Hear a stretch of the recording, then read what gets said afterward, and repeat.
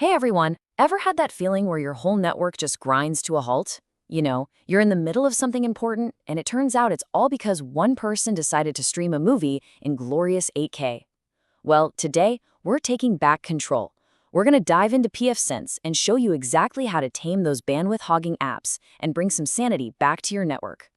I mean, it's the classic scenario, right? You're just trying to get some work done, someone else is on a critical video call, and suddenly everything is crawling. You do a little digging, and yup, there's the culprit. A single device just sucking down a massive 8K YouTube stream. It's a super common and, let's be honest, really frustrating problem for anyone managing a shared network. So here's our game plan. First, we're going to really define this bandwidth hog problem. Then we'll run a test to see the damage firsthand, with no rules in place. After that, I'm going to introduce you to the solution, PfSense limiters. We'll go step by step on how to set it up, see the pretty dramatic after picture, and then we'll talk about why this whole concept is so important. Let's get into it. All right, let's really break this down. In any shared space, one person's high bandwidth fun can, well, pretty much ruin the internet for everybody else. It's usually not on purpose, it's just a simple fact. There's only so much bandwidth to go around.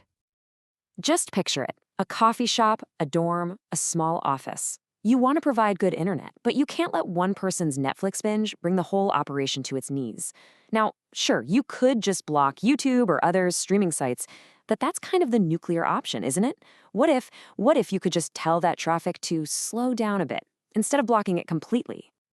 To really get a feel for this, we need to see it in action. So we're going to run a little experiment. We'll fire up our own bandwidth hog and measure exactly how much data it's pulling down with no restrictions. This will be our before picture, our baseline.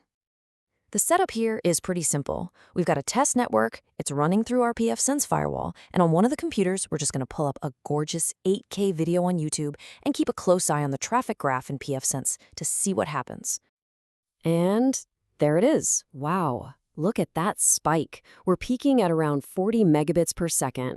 Just for perspective, for a single device, that is a huge chunk of data. If your office or home has, say, a 100 megabit connection, that one video is eating up almost half of everything you've got.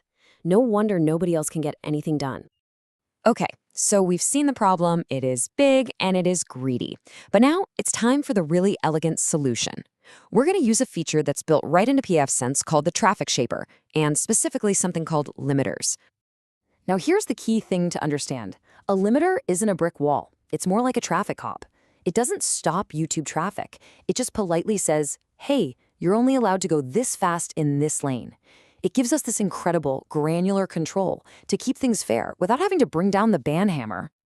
And this, my friends, is where the magic happens. I'm going to walk you through the exact steps to build and use these limiters, and you'll see it is way simpler than you might think, but oh so powerful. Okay, let's do this. It's really just 5 simple steps. First, you're going to head over to Firewall, then Traffic Shaper, and click on the Limiters tab. From there, you'll create 2 new limiters, and this is important, one for your downloads and one for your uploads. We're going to be pretty strict for this test and set them both to just 1 megabit per second. Now, step 4 is the real secret sauce. We take those limiters and we attach them to a new firewall rule that's specifically looking for YouTube traffic. Hit save, apply the changes, and boom, our traffic cop is officially on duty. All right, the rule is live. The trap is set. Let's go back to our test machine, hit refresh on that same 8K video, and see what happens to our traffic graph now. This is the moment of truth.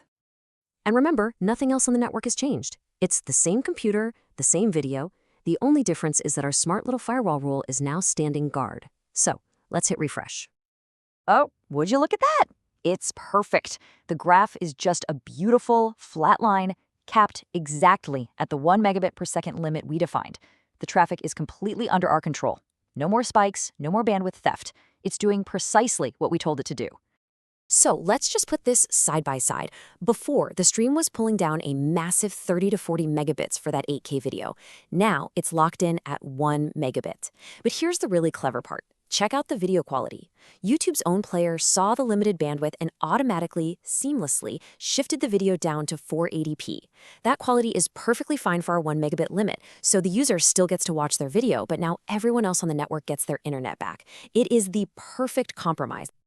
So, yeah, we just saw this work for YouTube, but the idea here is so much bigger. This isn't just about stopping video streams, it's about taking active, intelligent control over your most valuable network resource. So, what does this all mean? It means you can guarantee fairness for everybody. You stop one person from wrecking the network for everyone else. You get to make smart choices, like maybe you limit big downloads, but you give full prioritized speed to your important Zoom calls. All of this leads to a way more stable, way more predictable network for every single person who uses it. You're not just watching the traffic go by anymore. You are the conductor of your network's orchestra. And that really brings us to the final thought. We picked on YouTube today, but you could use this exact same technique for huge video game downloads, for peer-to-peer traffic, for big software updates, really for anything that eats up your bandwidth. The power is completely in your hands. So I'll turn the question over to you. Now that you've seen what's possible, what's the first thing you're going to shape on your network?